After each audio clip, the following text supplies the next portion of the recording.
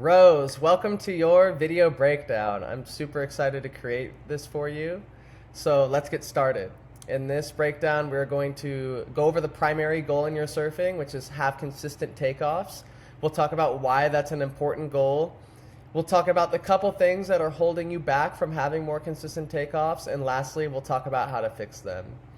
So why do we want to have consistent takeoffs? It's going to lead us to surf the wave with more control, more speed, which those two things will then allow us to be throwing better turns in the next section of the wave. So super important that from the very beginning of the wave, we have that control and we have that speed to really surf the wave to our fullest potential.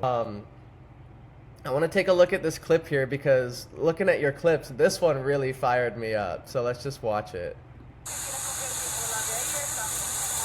You're like, Kwong, this is mine.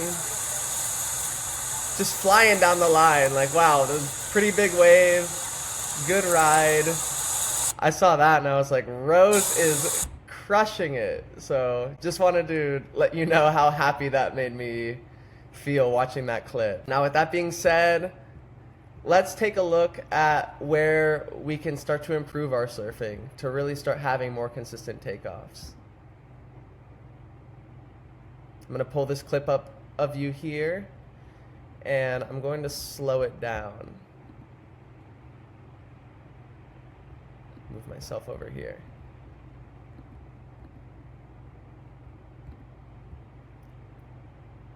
So we'll watch your takeoff here.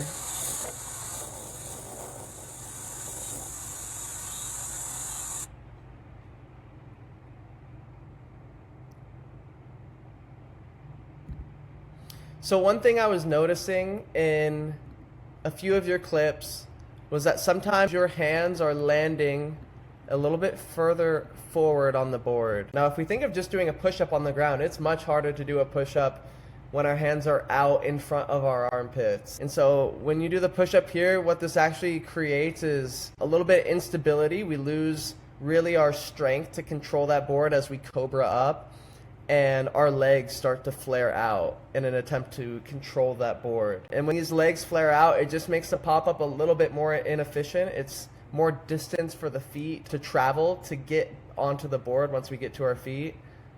So just really focusing on those hands on every pop-up and getting them underneath your armpits, it's going to be a lot more stable, a lot more strong, and it's going to just lead to a much more efficient pop-up.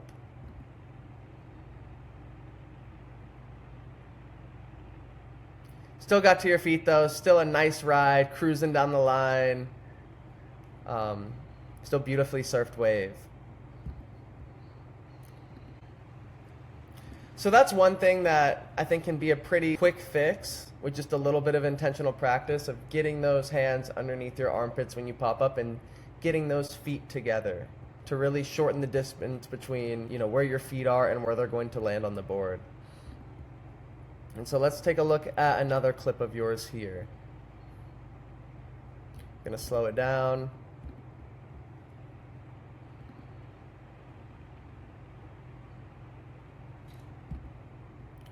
Okay, and so as I examine your pop-up here,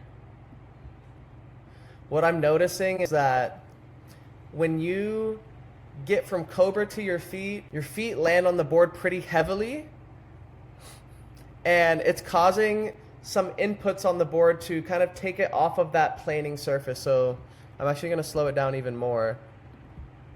Like once you're on your feet here, we can see that that board really starts to dig that inside rail like as soon as you get to your feet. And landing on your board with a lot of impulse, let's call it a thud. Landing on your board with that thud, it's very easy for that board to get off of its planing surface. Now, if we want consistent takeoffs, we want to take off with speed. We really want that board to just maintain a very smooth plane across the water as we pop up. And if we are getting to our feet with a lot of force, it's really easy for that board to get knocked off kilter. And so let's take a look here again. Pop up, that board wiggles a little bit, and then we're seeking to gain control. And at this point, we've lost a bit of our speed for our next turn here. This is a great area to do a cutback, and you go for the cutback there. If we were able to land a little lighter on our feet, I think we can really maintain more speed through that first second of the wave to where we can really harness that and do a better cutback down the line. And so I just want to examine how Carissa Moore, a professional surfer here, pops up. She's riding a much shorter board, but really all the principles still apply of how she's popping up here. So let's take a look.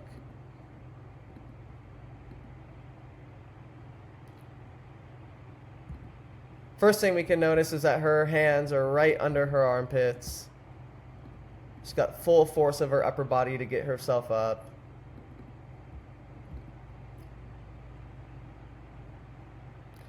Then if we watch how her feet lands, she's landing super light on her surfboard. You can see that this surfboard makes no movements as she gets to her feet. It's really staying on that planing surface on the water and really not moving too much as she gets to her feet. So let's watch the board.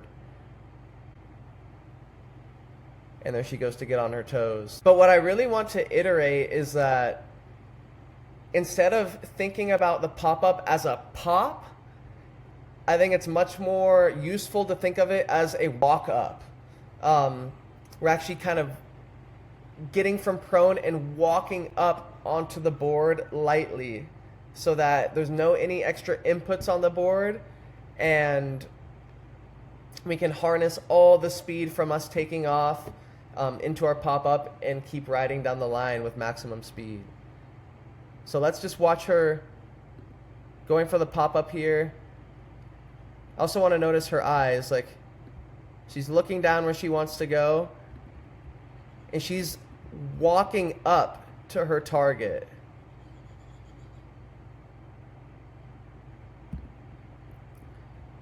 Her whole body is in unison. Her eyes are going down the line, and then her lower body is following as she walks up and moves toward that target. So I think just thinking about the pop-up as a walk-up is going to be super beneficial.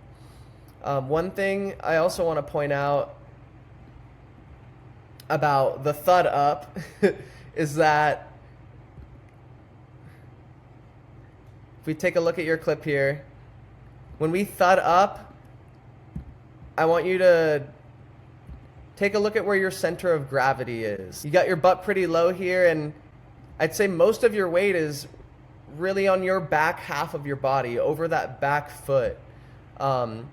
It's kind of our way to seek control of the board. Like, as soon as we pop up to our feet, we often kind of look to get our weight back so that we can start controlling the board.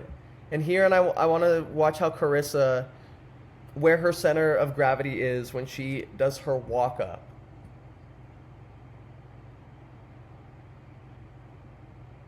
Take a look there. Foot lands. Her upper body is completely over her front leg. This is going to allow us to surf with maximum speed. She's got all of her weight forward. Her whole body is moving toward that target, the next section on the wave.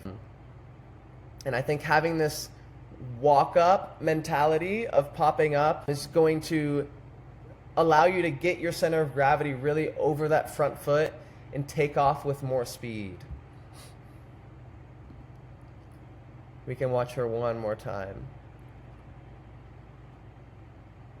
Lands her feet, no extra inputs on the board, weights over that front foot, and she's projecting down the line with all of her weight over her front foot.